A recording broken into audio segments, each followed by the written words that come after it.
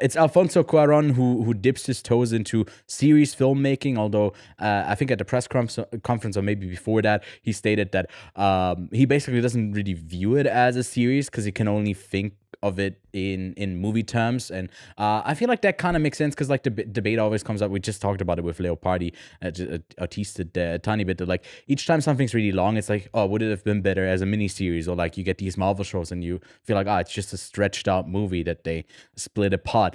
And I feel like the discussion is valid. It gets really quickly really repetitive though, and I don't know if it adds much to the actual medium of it that it's broken apart, because with it being on streaming, usually you get to press pause and that essentially does the break for you. But you got to see this in a theater. I didn't. It's 343 minutes long. Of course, in Venice, they always like split these screenings apart. It's also a novel adaptation and stars the always excellent Cate Blanchett, and is about like a dark secret that ruins multiple lives.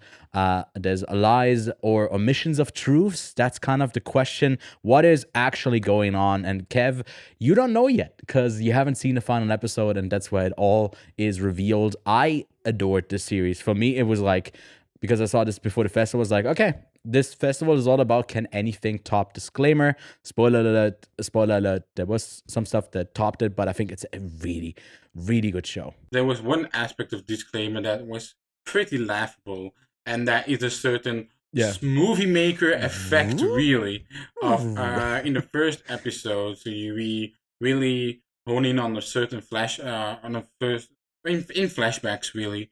And every time a flashback introduces and ends, we get this little zoom in circle of it and zoom out circle of it. Sometimes literally on a vagina. That was a weird moment. But yeah.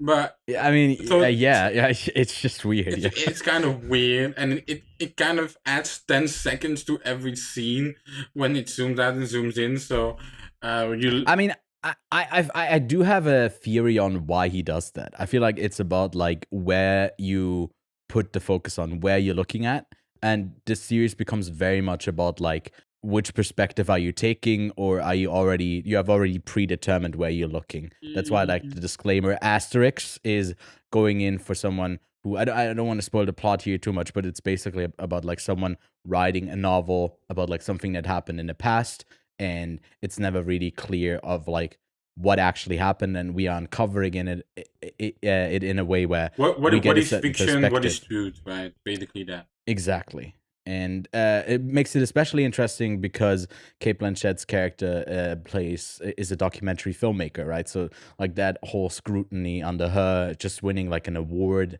as well for like her lifetime work. achievement. And then, lifetime achievement. I think it frames everything in a really, really interesting way. By the way, I don't think Cuarón said he doesn't view it as a series. It's just, I think he said he doesn't know how to make series. And that is certainly a sentiment that you can sort of feel, especially because the way the first 4 episodes are structured, and then the last third do feel kind of different, because in that context, I have seen it in the theater, right? So it did feel a bit like 2 different things for me.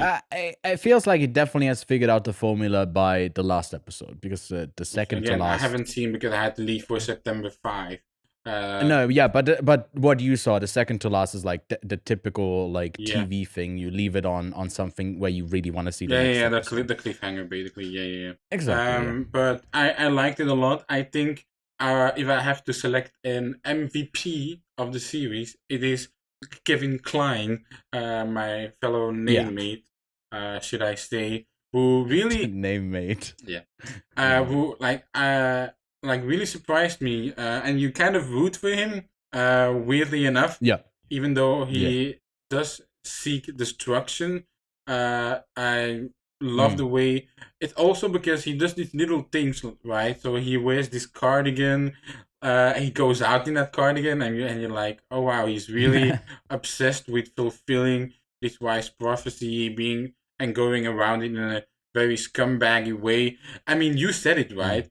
Everyone in this movie everyone in the Sucks. series I hate sucks. It's everyone. like hateful. It's Everyone like sucks. everyone has. Yeah. There are not really that many positive characters in this series besides Sacha Baron Cohen.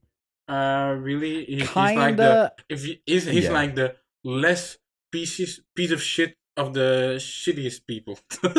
Because like the thing is, he's like the most passive person in it. That just has to react of everyone else's transgressions, like anger and hate. And I feel like his only action is like whose side he's taking, and that's his biggest action in the series. But I definitely want to do like a spoiler review for this one. Yeah, it's tough to really talk about this movie without spoilers. There's a lot. Yeah. I guess we'll do that. I gave it an 8 out of 10. I'm at a 7 right now, but I do like it. Also the third episode is was quite a long one in the theater.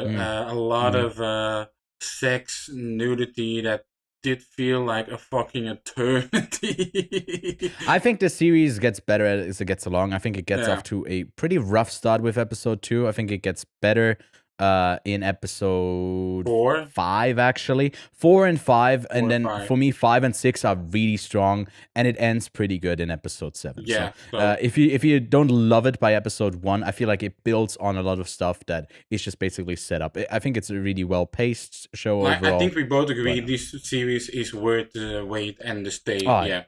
Absolutely. For sure.